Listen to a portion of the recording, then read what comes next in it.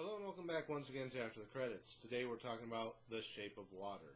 What did I think of The Shape of Water? It started out interesting and quickly took a nosedive into basic young adult love story BS that kind of faded out after the whole Twilight saga ended. The movie is basically a period piece. It starts out back in, I want to say, the 50s or 60s, somewhere around there, maybe early 70s. It's more involved in the Cold War, so probably closer to that time, but it looked a lot older than being the era that I grew up in, which would have been the 70s, 80s era. So I'm going to say it's probably at least the 60s, if not slightly earlier. But it does revolve around the Cold War, the back and forth with Russia. And the thing I like about this being a period piece is it doesn't revolve directly around a war like some of the other period pieces do. Like, normally I like a period piece, but a lot of people don't know how to do period pieces unless it's like World War I or World War II, which gets boring and repetitive, and I'm not big on war films in general. So when that's the only period pieces you find, it gets a bit annoying. But when it's something like this, or again like Suburbicon, where it's kind of that earlier period piece where it's just things take place at an earlier time, that things were different and you can kind of see how things were different, I don't mind those so much, and I can kind of watch those.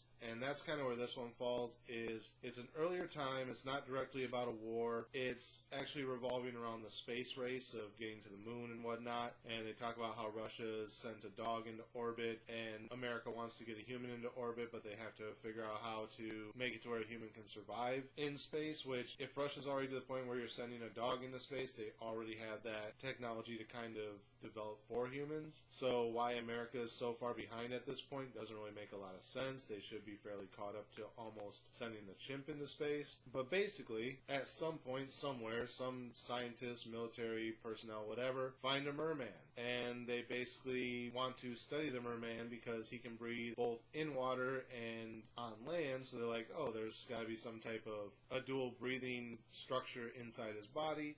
If we can figure that out, maybe we can figure out something for humans to survive in space. So they have him at this research facility, and everyone thinks he's just this mindless creature. And then this mute girl, she can hear, but she can't speak, or she can speak, but not very well. There's damage to her throat.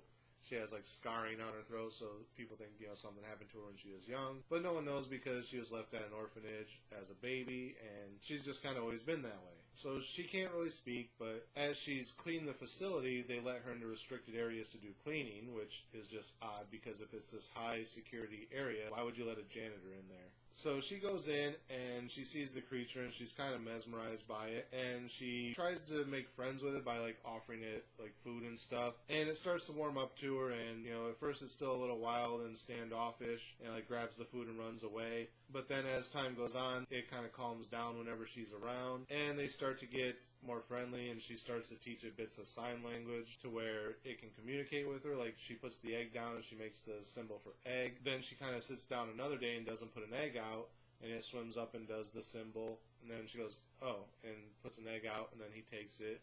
So now he knows this means egg, so they start to learn how to communicate that way through sign language. But she doesn't let anyone know that she's communicating with the creature because the military are all dicks at this point, obviously, because it's the whole still macho man era where no woman can tell you anything. But one of the scientists kind of oversees that she's communicating with this creature and starts to report back that it's an intelligent creature and it could probably be studied and you could learn from it, but the military just wants to dissect it to figure out how its body works so that they can use it for the space race. So then it turns into this whole we have to rescue the creature kind of free willy thing. So then they get the creature out. No one knows where it went because the security system was shit. And she's keeping the creature at her house for a while in her bathtub. And she basically kind of falls in love with the thing, starts having this relationship with it, which was just kind of overly stupidly put into the movie. It's like, she wants to fuck this thing. And eventually she does. And then the next day at work, she's all like smiling and happy. And her best friend's like, why are you so chipper? What's gotten into you? And then she kind of like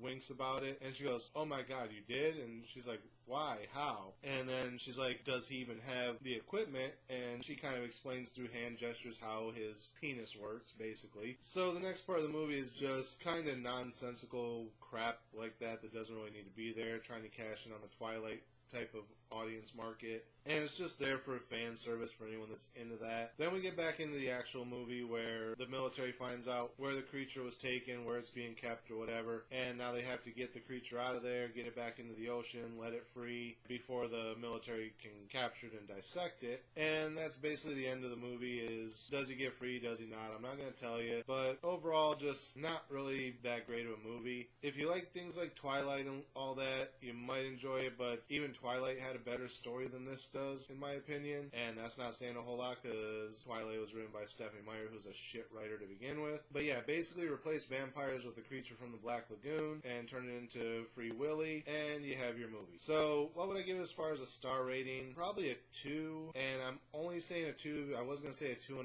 because it's kind of a mediocre film, but I gave Justice League a 2.5, and I like this less than Justice League, so it gets bumped down to a 2 just from that. It's worse than Justice League. So that's it for this episode. Again, as always, thank you guys for watching. Remember to like, comment, subscribe, share the video. Links are down in the description. Click the bell next to the subscribe button so you get notifications every time I post new content. And until next time, I'll see you after the credits.